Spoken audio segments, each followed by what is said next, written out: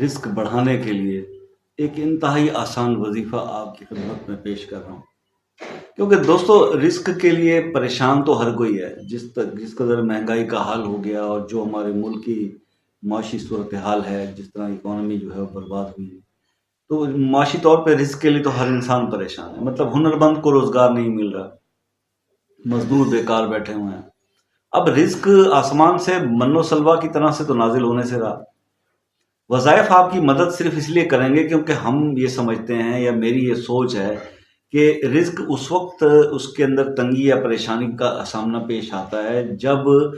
آپ کو رزق دینے والا جو ہے آپ کا رازق آپ سے ناراض ہو، رازق راضی نہیں ہوتا۔ تو ان وظائف کا بیسک مقصد کہنے کا یا کرنے کا یہ ہوتا ہے کہ وظائف پڑھنے سے یہ نہیں ہوگا کہ جی آپ